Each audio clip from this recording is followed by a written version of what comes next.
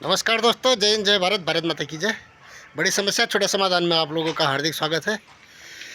दोस्तों, आज बात करेंगे भारतीय जनता पार्टी की। दुनिया की सबसे बड़ी पार्टी है और इसके अध्यक्ष के चुनाव के लिए बहुत समय से बातें हो रही थी।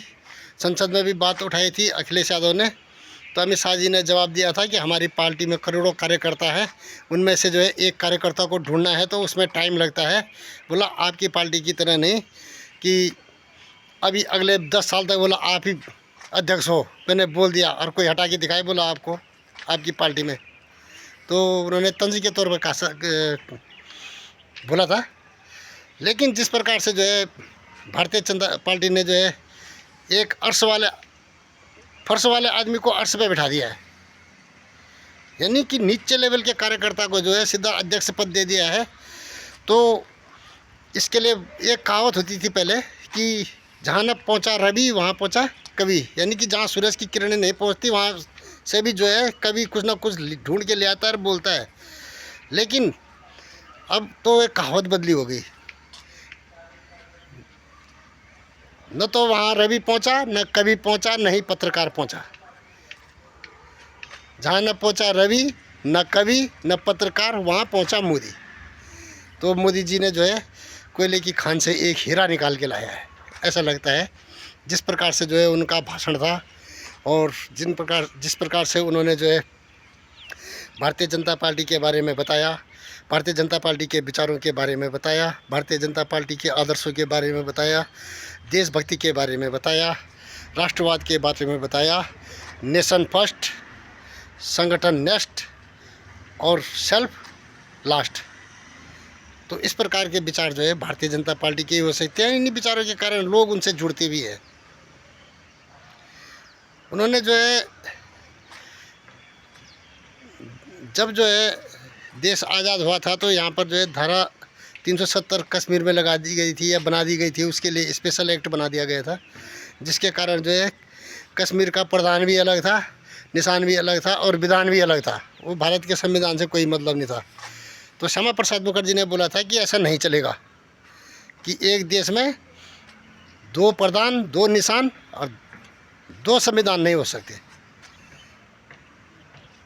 तो इस नारे को बीजेपी लेके चली आगे और उन्होंने जैसे सत्ता में आए मोदी जी दोबारा, अमित शाह जी बने गृह मंत्री और धारा 370 गई मिट्टी में, 35 भी गया मिट्टी में। सत्ता में आए तो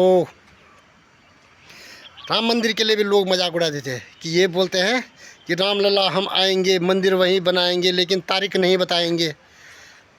लेकिन जैसे ही पावर मिली तो रामलला आए, रामलला के सेवक आए, मंदिर वहीं बनाया, तारीख भी बताया और जब प्राण प्रतिष्ठा हुई तो उसमें भी बुलाया। अब वो नहीं आए तो उनकी गलती है। फिर ध्वजारोहण में भी बुलाया तो भी वो नहीं आए तो उनकी गलती है।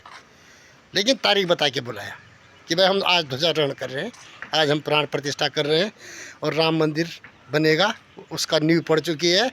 ईंट रखने के दिन भी बुलाया था लेकिन नहीं आए। खैर, तो बोलने का मतलब है बीजेपी ने जितने भी काम किए हैं, ख़ासतौर से मोदी जी के आने के बाद, भी क्या पहले अटल बिहारी वाजपेयी जी ने भी मिक्स सरकार चलाई। उससे पहले कोई मिक्स सरकार चला ही नहीं पाया था। उन्होंने 5 साल तक मिक्स सरकार चलाई एनडीए गठबंधन की, और उसके बाद वहाँ पर परमाणु परीक्षण किया उन्होंने। कोई छोटा मोटा काम था? इतने सालों तक कोई 1976 में परमाणु परीक्षण हो रहा था, लेकिन तब नहीं कर पाए थे। उसमें इंदिरा गांधी जी थी शायद देश की प्रधानमंत्री। 75-76 मतलब 70 के दशक में हो रहा था, तो तब नहीं हुआ था ये। लेकिन अटल बिहारी वाजपेयी ने किया परमाणु परीक्षण। उसके बाद पाकिस्तान ने कब्जा कर दिया था कारगिल की ज़मीनों पर। उन्होंने लड़ाई लड़ी मिक्स सरकार में ही, पाकिस्तान ने मुंह की खाई है उसमें और थूथू वाला हुई। तब से वो देश पनपा भी नहीं है। अटल बिहारी वाजपेयी जी उसको पनपाने के चक्कर में लाहौर यात्रा तक करी थी, वहाँ ट्रेन भेजी, वहाँ बसें भेजी, खुद गए, लेकिन उनको नहीं चाहिए था। अब कुत्ते का पूँछ तो टेढ़ा ही होता है ना, कुत्ते का पूँछ सीधा नहीं हो सकता है।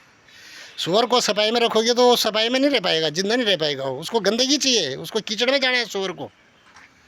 तो गए, तो आज पाकिस्तान की हालत क्या हो रखी है? उधर से ईरान मार रहा है। कल ईरान ने जो है वहाँ पर बम ब्लास्ट कर दिया कराची में।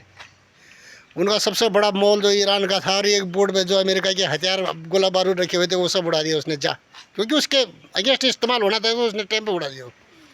उड़ाएगा। टीटीपी अलग मार रही है, बी अलग मार रही है, सब देख रहे हैं उसको। तो बोलने का मतलब है कि अटल बिहारी वाजपेयी जी ने भी जो सुंदर जो है राजनीति दी, राजनीति की, और उसके बाद जो है देश को कमांड दी। इन रोडों का निर्माण भी उनके टाइम पे बहुत अच्छा हुआ था, विकास का काम उन्हीं के टाइम पे अच्छा हुआ था।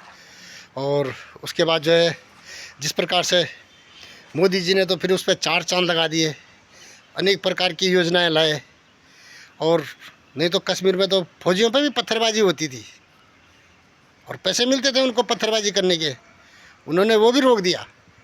उसके बाद जो है जनधन अकाउंट खुलाया, धारा 370 हटा दी, राम मंदिर बना दी। उसके बाद जो गरीब थे उनके लिए मकान दिए पूरे देश में, जगह जगह रोड दी, जगह जगह बिजली दिया। अभी जल नल वाली योजना दे रखी है, पानी वाली दे रखी है। अरे सोच विचार तो अच्छा है। सफाई अभियान, कचरा कितना ज़्यादा था, किसी बाज़ार में आप निकल नहीं पाते थे, लेकिन जो है स्वच्छ भारत का अभियान चलाया है, उसमें बहुत ज़्यादा सफाई हुई है, इसमें कोई शक नहीं है, चाहे कोई कुछ भी बोले। कुछ लोग हैं जो सफाई नहीं करते हैं, वो वाली बात अलग है। अदरवाइज जो है बहुत जो है मोदी जी ने काम किए हैं। तो नितिन नवीन जी ने जिस प्रकार से जो है उनका बखान किया, उसके बाद अपना रोड मैप रखा सामने कि मेरे पास क्या क्या चुनौतियां हैं, फिर उसके बाद जो है मोटिवेट किया, प्रेरणा किया, बोला जो नए युवा है वो जो है जिनका राजनीतिक संबंध नहीं है परिवार का, वो भी जो है आ सकते हैं राजनीति में, मैं उनका वेलकम करता हूँ। लेकिन यहाँ पर जो है सेवा भाव से आना है। यहाँ पर इस भाव से नहीं आना कि राजनीति में चला गया तो वहाँ 4 का 24 बढ़ाऊँगा। यहाँ बोला सेवा भाव से आना है। और यहाँ 100 मीटर स्प्रिंट नहीं है कि आज तुम आए यार कल तुमको पद मिल जाएगा फिर चलेगी, ऐसा भी नहीं है। यहाँ पर जो है लंबा चलना पड़ता है, मैराथन है लंबी। तो इस सोच के हिसाब से आइए और जुड़िए और देश सेवा कीजिए। तो मुझे लगता है बहुत अच्छा आदमी जो है बीजेपी ने ढूंढ के निकाला है। बहुत लोगों को सम्मान देने वाला आदमी है, अपने से बड़ों का आदर करने वाला है, छोटों को प्यार देने वाला है, और पार्टी को आगे बढ़ाएगा। मुझे लगता है बहुत ही ज़्यादा आगे बढ़ाएगा। जो कमियां रह गई होंगी उनको भी दूर करेगा। जिस प्रकार से जो है बीजेपी में आकर के कुछ लोग अपने बदले की कार्रवाई, सपोज किसी के परिवार से बदला है, कोई दुश्मन है तो बीजेपी में जाता है उधर ईमानदारी से, और उसके बाद जैसे उसके बाद पावर आती है वो जो है उल्टे काम करता है उस परिवार के साथ में, या कोई बलात्कार करता है कहीं, इस प्रकार की जो रिपोर्ट आती है नेताओं में, उनके ऊपर कड़ा एक्शन होगा। केवल पार्टी से नहीं निकाला जाएगा, बल्कि जो है जो न्याय जो प्रक्रिया होती है वो कड़ी से कड़ी हो। जिस प्रकार से अंकिता भंडारी वाले केस में सीबीआई को जांच दे दी है लेकिन देर में दी है, तो इस प्रकार की कार्रवाई नहीं होगी आने वाले समय में। तुरंत जो है इन ऐसे फैसलों में पार्टी की छवि पर जो है दाग नहीं लगने देंगे नितिन नवीन जी, और अच्छा काम करेंगे। उनको हमारा कोटि कोटि प्रणाम है, कोटि कोटि धन्यवाद है। और भगवान बद्री विशाल लाल से प्रार्थना है कि वो जो है देश को बहुत आगे बढ़ाए, अपनी पार्टी को आगे बढ़ाए, अपने संगठन को आगे बढ़ाए, और देश में कोई भी अनहोनी ना हो या विरोधी ना रहे। जय हिंद, जय भारत, भारत माता की जय। लाइक करें, सब्सक्राइब करें, शेयर करें। Thank you.